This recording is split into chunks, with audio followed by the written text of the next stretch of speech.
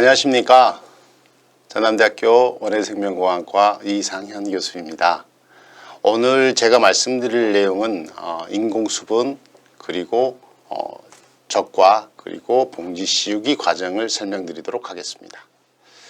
먼저 인공수분 과정에 대한 이해를 말씀드리기 전에 우리가 왜 인공수분을 해야 될까라고 하는 생각을 많이 해보실 겁니다. 그 이유는 조금 단순합니다. 실은 우리가 예전에는 벌이 많았기 때문에 굳이 인공수분 해야 될 필요가 없었는데 벌이 어떤 연유에서 여러 가지 이유에서 벌들이 지금 사라지고 있는 상황이 되고 있습니다. 따라서 누군가 수분을 꽃가루를 옮겨주는 이 작업을 해야 되는데 벌들이 예전에 해줬는데 이제 벌들이 사라지니 우리가 해야 되겠죠. 그래서 먼저 인공수분 작업을 할 수 있는 상황이 되는데 먼저 수분이라는 게 도대체 뭐고 수정이라는 게 도대체 무엇인가 이거에 대한 이해도를 여러분들이 가져야 될 것 같습니다. 수분이라고 하는 것은 이 내용을 보시면 꽃가루가 이 암술머리에 이렇게 내려앉는 그런 과정입니다. 그래서 수분 작업은 이렇게 내려앉는다라고 하는 것인데 벌들이 꽃가루를 따서 이렇게 돌아다니다가 보면 암술머리에 이렇게 꽃가루 얹혀주게 되고 그런 작업을 바로 수분 작업이라고 합니다. 그러면 이 수분된 꽃가루들이 나중에 화분관이 쭉 신장돼서 수정이 이루어지는데 그거를 수정이라고 하는 것입니다. 그래서 수분과 수정은 명확하게 구분이 되어야 되는 것입니다. 여러분들이 하는 작업은 바로 이런 꽃가루를 암술머리에 얹혀주는 수분 작업이라고 이해하시면 됩니다. 그런데 많은 분들이 이제 궁금해 하시는 부분이 수정이 돼야지. 그렇습니다. 수분 되는 것까지는 되는데 수정은 어떻게 이루어지는가 그거에 대한 이야기를 조금 드리면 여기 보시면 온도에 따라서 꽃가루들을 발화를 시키는 이렇게 화분관이 쭉 원래 꽃가루에서 화분관이 쭉 나와서 발화되는 이런 현상들을 바로 이제 수정 과정이 전 단계라고 할 수가 있는데요. 이 수정을 하기 위해서 화분관이 신장되는 것이 바로 이 온도에 따라서 15도일 때, 20도일 때, 25도일 때, 30도일 때 바뀐다라고 하는 것입니다. 즉 온도가 낮으면 화분관 신장이 늦어지고 온도가 높아지면 화분관 신장은 빨라지는 것입니다. 그래서 우리가 인공수분을 했는데 온도가 낮으면 수정되는 시간이 되게 길어지겠죠. 그리고 수정도 안 될 수가 있는 것입니다. 그래서 수분을 할 때는 반드시 수정을 염두에 두고 날씨가 좋은 시간대에 해야 된다고 하는 것입니다. 그래서 새벽부터 하면 되겠냐? 안 그렇습니다. 새벽은 날씨가 되게 쌀쌀합니다. 그래서 그때는 수분 작업을 하더라도 수분이 되더라도 수정이 되지 않기 때문에 가능하면 오전 10시부터 작업을 수행해 주는 것이 가장 좋습니다. 그래서 일반적으로 이 수분이 되고 나서 수정까지 이루어지는 시간은 약 하루 이틀 정도 길어지게 되면 3일 정도 즉 온도에 따라서 이 수정되는 기간은 되게 달라지게 되어 있는 것입니다. 그래서 언제 수정이 확인되느냐라고 하는 부분에 대해서는 많은 논란들이 있지만 우리가 관심을 가져야 되는 것은 수분을 어떻게 하느냐라고 하는 것입니다. 인공수분은 수분은 이루어지지만 그 다음에 이루어지는 수정 작업은 분명하게 온도에 의한 영향을 굉장히 많이 받는다고 말씀을 드렸죠.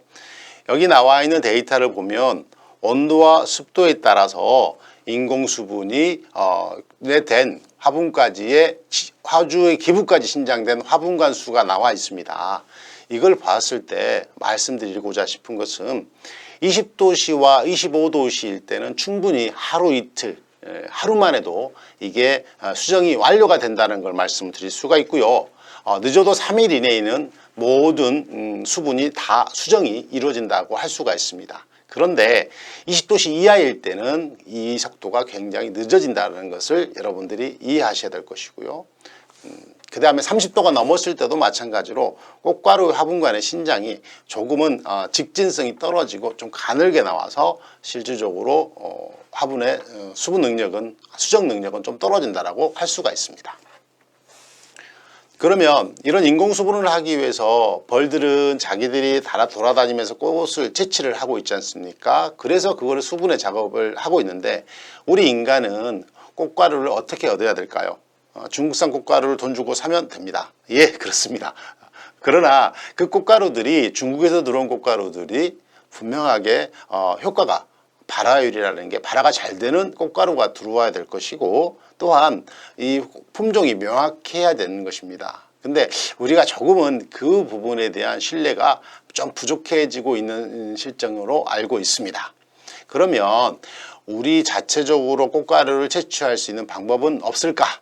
좀 힘이 들더라도 그런 방법에 대해서 최대한 편리하고 간편한 방법을 설명드리도록 하겠습니다. 먼저 인공수분을 위한 꽃가루를 준비를 해야 되는데, 그 꽃가루는 어디에 들어있냐면 꽃에 있습니다. 꽃이 보시면, 이게 꽃에 보시면 꽃이 있는데, 이 꽃에 주두가 있고요, 암술머리가 있고, 꽃가루 주머니인 수술낭이 있습니다. 그래서 화분낭이 있어서 그 화분낭에서 꽃가루를 채취해야 되는 거거든요. 그러면 1차적으로 꽃을 따야 되겠죠. 근데 보시는 것처럼 꽃이 활짝 피어버리면 화분낭에 있는 꽃가루들이 다 터져서 공기 중으로 비산이 되는 것입니다. 그래서 꽃가루를 우리가 채취하려고 하면 화분낭이 터지지 않은 것들, 그러려면 약간 꽃이 덜 피었을 때, 꽃이 봉우리 진 상태로 되어 있을 때, 그런 꽃을 채취하는 것이 효과적이라고 할 수가 있습니다. 활짝 핀 꽃은 꽃가루가 다 날아갔다라고 생각하시면 됩니다. 그러면 어떤 상태에 있는 꽃을 채취하는 게 좋을 것인가 라고 하는 연구 결과가 있습니다. 단단한 봉우리 형태에 있는 것들, 그 다음에 뇌 조금 더 컸겠죠. 20% 정도 개화됐을 때, 80% 개화됐을 때, 100% 개화됐을 때 나오는 천화당 양량이 있습니다. 꽃가루의 양량이 있고 화분량이 있겠죠. 보시면 천화당 우리가 20% 정도 개화됐을 때 까지는 얼추 100천화당 화분량이 이렇게 나오고 있는 것입니다. 근데 보시면 단단한 봉우리일 때도 충분히 좋은 꽃가루가 확보될 수 있기 때문에 20%까지 개화됐다라고 기다릴 게 아니라 바로 단단한 봉우리나 뇌 상태에서부터 채취를 해서 꽃가루를 받아내는 것이 가장 효과적이라고 할 수가 있습니다. 그러면 꽃가루를 어떻게 채취하느냐라고 하는 과정을 이 사진에 보여지는 하나, 둘, 셋, 넷, 5개의 그림으로 설명을 드리도록 하겠습니다. 많은 분들은 이 작업을 직접 수행하신 경험도 있으시고, 또한 농협에서 꽃가루 은행을 운영하기 때문에 그 농협을 이용하시면 문제가 없을 것입니다만은, 자, 어떻게 하냐면 꽃을 이렇게 약채치기를 통해서 탈곡하는 형태로 넣으면 기계장치가 그대로 이렇게 이런 형태의 약들을 채취해서 떨어뜨려 줍니다. 하지만 여기는 이물질이 많기 때문에 이물질을 이렇게 차로 쳐서 털어내주는, 제거해주는 작업을 해야 되는데요. 여기서 중요한 것은 뭐냐면 이 약이 계약이 되려면 말라야 됩니다. 건조해져야 되거든요. 말라야 되는데 마르려면 어떻게 됩니까? 수분이 적어야 되겠죠. 그래서 꽃을 아침에 따거나 새벽에 이른 아침에 이제 꽃을 따면 이게 채취한다고 막 친다 그러면 수분이 많아집니다. 그러면 약에서 꽃가루를 뺄 때 수분이 너무 많으면 꽃가루가 만들어지질 않습니다. 그래서 중요한 것은 가능하면 이슬이 없을 때 마른 상태의 꽃을 따는 게 중요하고요. 그리고 2번에서 3번 넘어가는 이 3번 작업이 굉장히 빨리 이루어지는 게 좋습니다. 그대로 두둑하게 놔두게 되면 그 부분이 약들이 꽃가루 주머니들이 물을 먹게 되고, 물을 먹으면 꽃가루가 잘 터져 나오지 않는, 오랫동안 계약기에 집어넣어도 꽃가루가 잘 안 나오는 그런 특성을 가지고 있습니다. 그래서 그 부분을 유념해야 되고요. 또한 꽃을 땄는데 꽃을 따가지고 비닐봉지 같은 데 이렇게 담아 오시면 큰일 납니다. 꽃은 숨을 쉬고 있거든요. 근데 꽃을 이렇게 큰 비닐에 담아 오시는 분들이 있는데 꽃을 거기다 담으면 거기서 뜨거워집니다. 아주 뜨거워져서 열이 나게 되고, 열이 나게 되면 꽃가루들이 터져버리기도 하지만 꽃가루들의 활력이 떨어지기도 합니다. 그래서 꽃을 담으실 때는 공기가 잘 통할 수 있는 그런 바구니, 구멍이 충분히 있는 그 바구니를 이용하시면 좋고요. 그리고 이 약을 채취하는 과정에서 최대한 빨리 이 채를 이용하거나 다른 방법을 가지고 약을 빼내는 것이 중요하다고 할 수가 있습니다.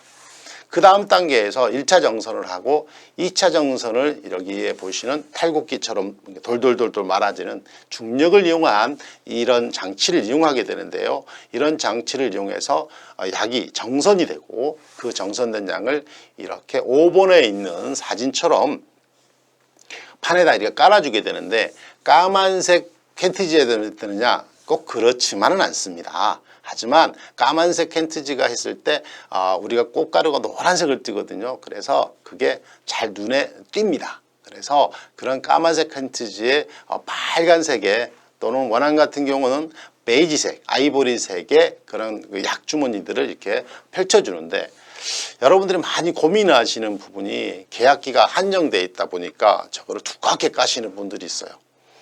두껍게 깔면 수분이 많기 때문에 굉장히 늦게 계약이 됩니다. 근데 너무 두껍게 까는 것은 참아 주셔야 됩니다. 그래서 1단으로 좀 얇게 깔아주는 것이 훨씬 꽃가루를 얻는데, 빨리 계약이 되면 될수록 더 좋은 꽃가루를 얻어낼 수가 있습니다.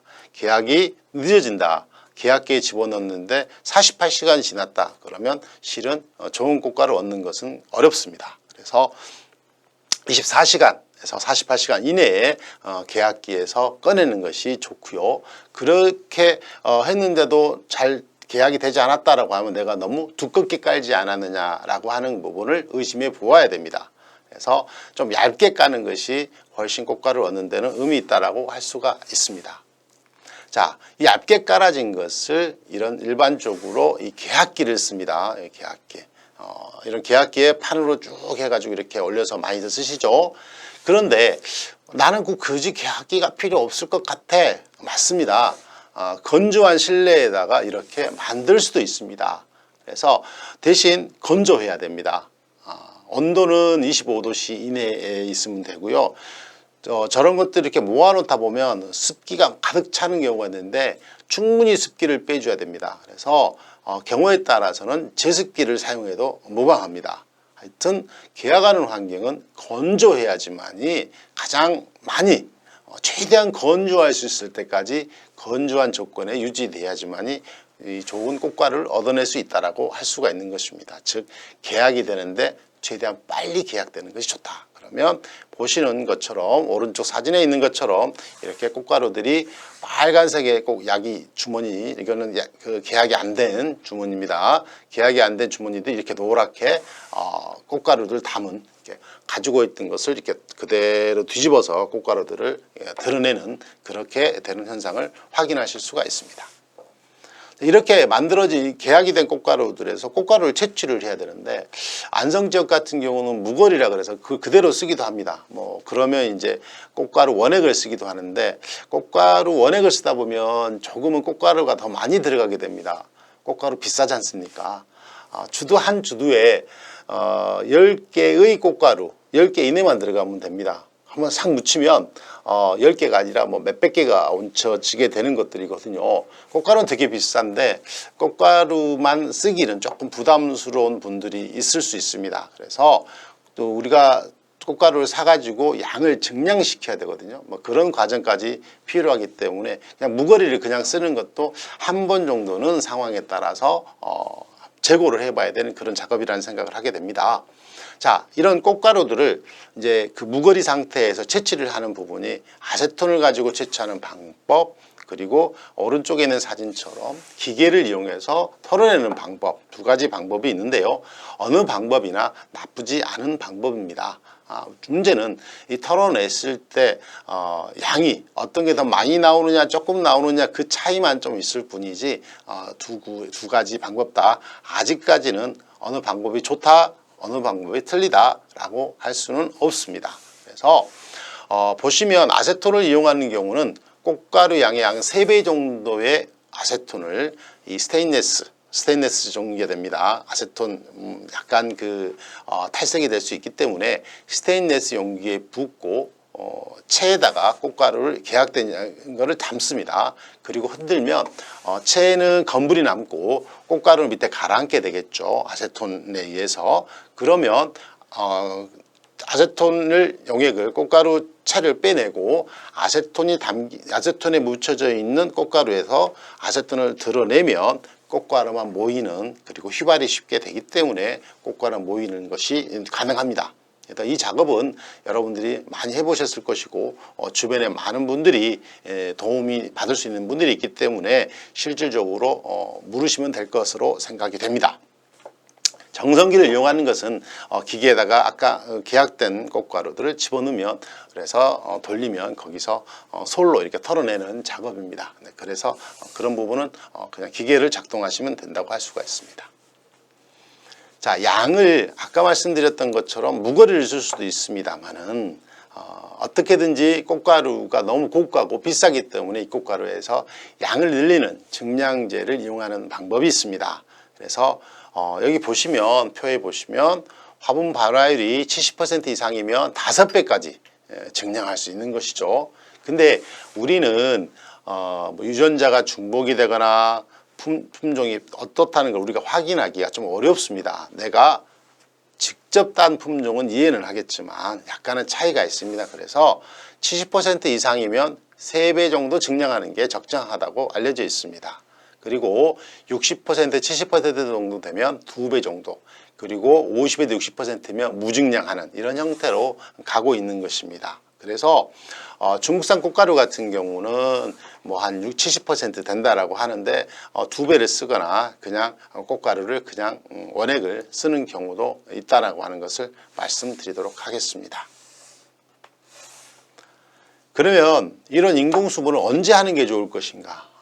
근데 그게 되게 중요한 것입니다. 보시면 꽃이 피어 있게 되는 그 상황에 따라서 달라지게 되는데요.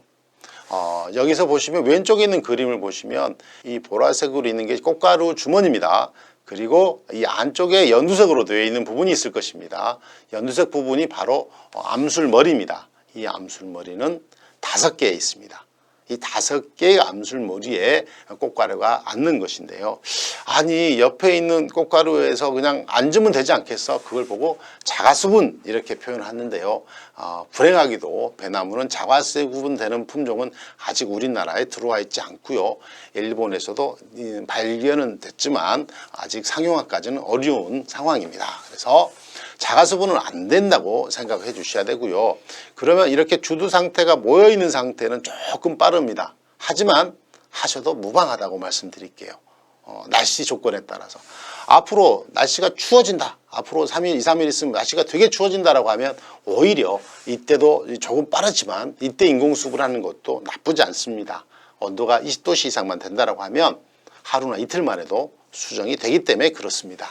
그리고 최적기는 가운데에 있는 그림, 가운데에 있는 이 그림처럼 약주머니가 개하게 되면서 색깔이 보라색에서 약간 검정색으로 바뀌거든요. 그때 정도 되게 되면 이렇게 암술머리들이 5개의 암술머리들이 이렇게 벌어집니다. 이때가 바로 최적의 인공수분 시기라고 할 수가 있는 것입니다. 그래서 이때 하는 게 가장 좋고요. 조금 더 지나면 이런 형태로 됩니다. 3번째 그림처럼. 그런데 이때 하면 늦지 않을까요? 괜찮습니다.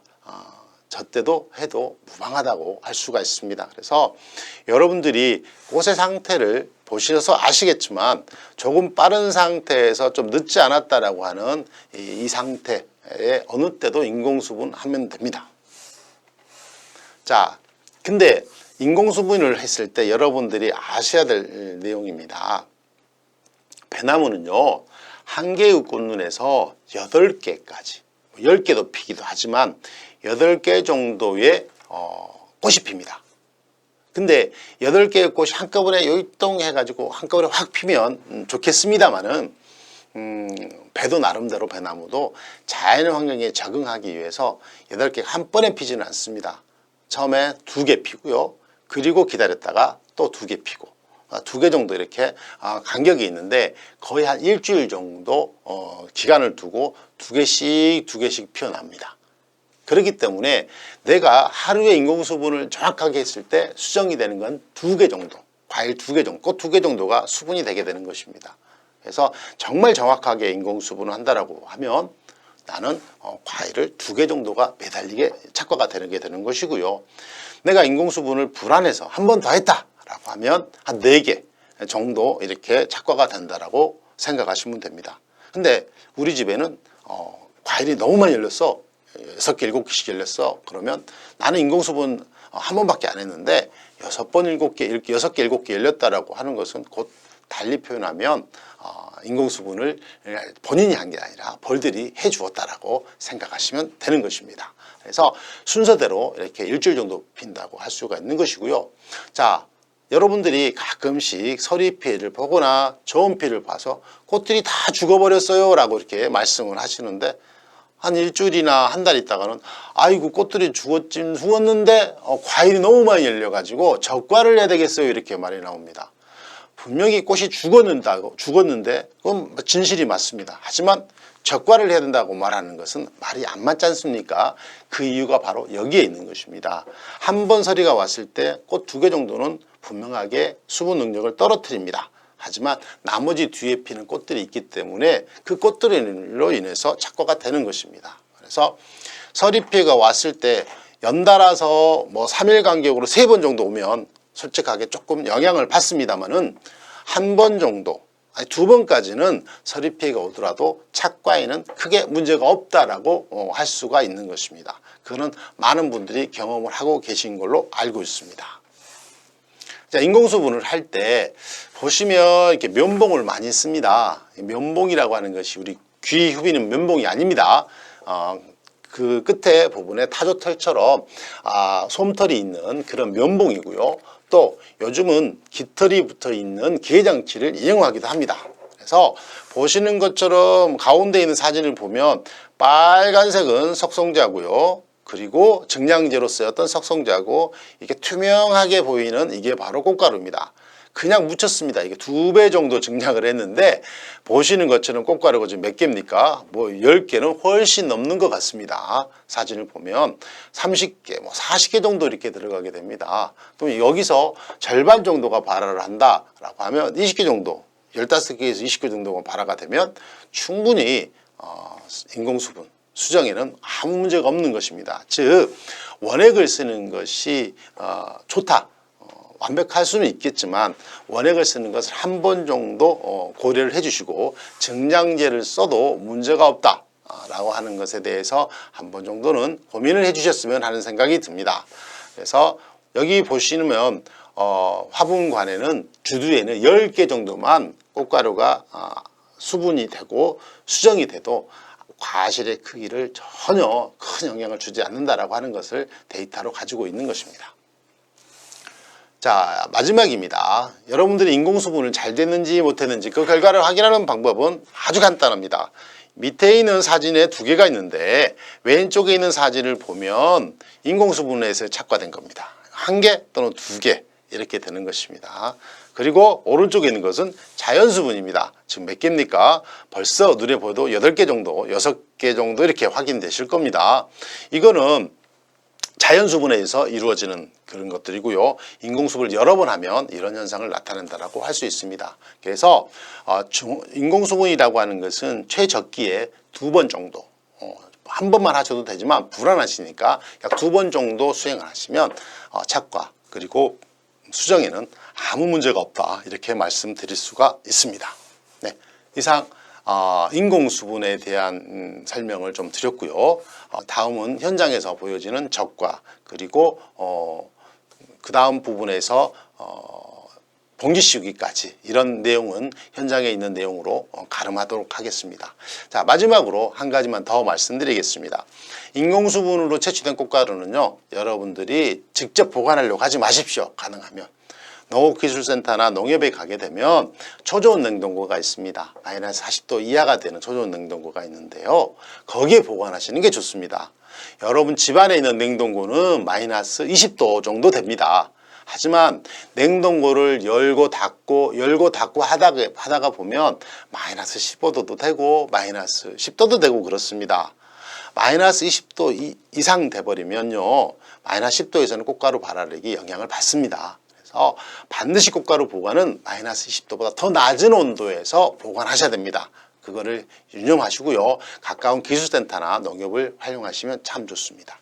지금까지는 인공수분에 관련된 내용을 짧지만 자료를 통해서 여러분들에게 소개해 올렸습니다.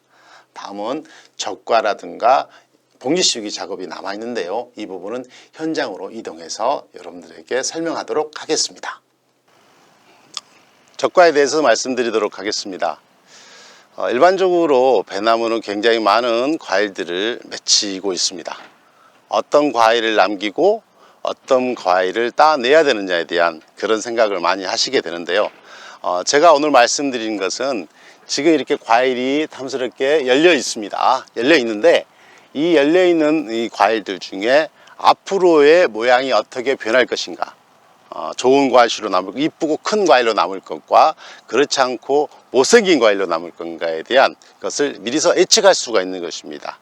그럼 어떤 과일은 따내고 어떤 과일을 남길 것인가에 대한 기준을 설명을 드리고자 할 때요, 먼저 이런 과일들 같은 경우는 지금 꽃받침이 아주 크고 좋습니다. 하지만 꽃받침이 남아 있습니다. 그러면 이것들은 나중에 뒤가 툭 튀어나오게 돼서 기형과가 될 수 있습니다. 이거 일명 쑥배라고들 알고 계시는데 그런 과일이 되거든요. 그래서 이런 것들은 따내야 되는 것이 맞습니다. 또한 어떤 과일이 있냐면 이런 식으로 과일들이 이렇게 매달려 있는데 이렇게 끝부분이 밋밋하게 잘려져 있는 형태로 반듯하게 되어 있는 것이 있습니다. 이런 과일들을 되게 이쁘고다고 하셔서 이런 걸 남겨두는 경우가 있는데요. 이것 또한 과일이 커지지 않고 작은 과실로 남게 되고 나중에 열과가 나타나는 그런 과일이 될 수가 있습니다. 그러면 이런 것 또한 따내야 되는 거거든요. 그럼 어떤 과일을 남기는 게 좋을 건가 라고 말씀을 드릴 때, 보시면 이렇게 보시면 과일이 끝부분이 살짝 튀어나와 있습니다. 꽃받침은 없고 살짝 튀어나와 있는 게 보이실 것입니다. 이런 과일들은요, 과일이 굉장히 크고 이쁘게 나타날 수 있습니다. 그래서 이런 과일들을 남기고 적과하는 게 의미가 있다라고 할 수 있습니다. 또한 이런 과일들은요, 이렇게 보시는 것처럼 이런 과일들 같은 경우는 또한 이렇게 끝부분이 꽃받침이 남아있는 것 같지도 않고 이렇게 돼 있죠. 그래서 이런 것들은 기형과 좌우 대칭이 되지 않는 형태까지 되기 때문에 기형과이기 때문에 이렇게 따내야 되는 것입니다. 적과 과정에서 가장 중요하게 고려될 사항이 다음 작업인 이 봉지 씌우기 작업에 대한 대비입니다. 적과가 끝나고 바로 봉지 씌우기를 할 건데요, 어떤 위치에 과일을 남길 것인가를 고민을 할 때 바로 봉지 씌우기 좋은 과일을 남기는 것이 효과적입니다. 똑같은 형태의 것이 있다라고 하면 봉지 씌우기 좋은 위치에 있는 것이 의미가 있다라고 할 수 있는데요. 그 이유는 어떤 것이냐면 바로 이렇게 하늘을 쳐다보고 이런 과일들, 이렇게 하늘을 쳐다보고 이런 과일들 같은 경우는요, 봉지를 싸게 되면 이게 어떻게 될 거냐면 이렇게 하늘을 쳐다보고 있고 나중에 싸게 되면 이렇게 떨어지게 됩니다. 그럼 자연스럽게 이게 굽어지게 되고 떨어지게 되는 현상을 나타내거든요. 그래서 적과를 할 때 이런 과일들을 남기지 않는 게 의미가 있다라고 볼 수가 있습니다. 더 중요한 것은 바로 봉지 씌우기 편한, 이렇게 하늘이 붙어 있는 게 아니라 떨어져 있는 형태의 것에 봉지 씌우기 작업을 하는 게 의미가 있습니다. 또한 이 봉지 씌우기 작업을 할 때 적과를 하면서 고려해야 될 사항 중에 하나는 결과재 끝부분에는 과일을 맺히지 않습니다. 앞으로 이 결과지 끝부분에 과일을 맺히게 되게 되면요, 이 가지가 더 성장하지 않기 때문에 좋은 효과를 볼 수가 없고, 또한 그 과일의 크기도 크지 않다라고 할 수 있습니다. 그러면 제가 봉지 씌우는 방법에 대해서 시연을 먼저 하도록 하겠습니다. 가장 먼저 봉지의 종류는 이 정도 두 가지로 크게 나눌 수 있는데요, 하나는 이렇게 인쇄가 되어 있는 종이와 하나는 착색이 되어 있는 종입니다. 이 종이의 차이점은 어떤 거냐면, 인쇄가 되어 있는 것도 이렇게 광의 투과성 이게 더 높고요, 이 착색지로 되어 있는 흰색으로 되어 있는 것은 광의 투과성이 얘가 더 낮습니다. 그래서 조기 수확용은 이런 착색질 형태를 사용하고요, 그리고 정상적인 수확을 할 때는 이런 인쇄지를 쓴다고 생각할 수가 있습니다. 그러면 인쇄지가 됐든 착색지가 됐든 쓰이는 방법에 대해서 시연을 하도록 하겠습니다. 자, 먼저 시연하도록 하겠습니다. 먼저 봉지가 이렇게 있으면 이걸 밑둥을 이렇게 벌려주는 거고요, 벌려주게 되면 그러고 나서 이렇게 싸주는데, 이 감싸지는 부분은 관계없습니다. 어떤 식으로든지 감싸주는데 더 중요한 것은 이 핀입니다. 이 핀을 사용하게 되는데요. 핀을 가지고 이렇게 앞뒤를 한번 꾹 눌러줘야 되는 것입니다. 이 눌러주는 이 작업을 해야지만이 가장 중요한데요. 하다 보면 정확하게 눌러지지 않습니다. 이 끝부분을 잡아 눌러줘야 되는데 눌러지지 않거든요. 그렇게 되면 이 사이로 벌레가 들어가거나 물이 들어가서 결국은 과일이 커나가면서 오염가가 발생되기도 하고 벌레들이 들어가기도 하는 그런 현상이 나타나는 것입니다. 그러니까 가장 봉지 씌우기 작업의 중요한 것은 이 핀을 잘 맞물려 주셔야 된다는 것이 가장 중요한 방법이고요. 이러한 것들은 다른 지역에서 일손을 도와주러 오시는 분들한테도 반드시 주지시켜야 되는 것입니다. 그렇게 하지 않았을 경우에는요, 이 과실들이 이 수고를 했던 적과하고 봉지까지 씌웠던 이 과일들이 정상적인 품질이 되지 않을 수 있기 때문에 그렇습니다. 예, 오늘 첫 번째 강의입니다. 인공수분과 적과 그리고 봉지 씌우기까지의 어떤 일련의 작과 과정인데요. 굉장히 중요한 과정이지만 간단하게 실습 중심으로 구성해 보았습니다. 오늘 강의 들어줘서 감사합니다.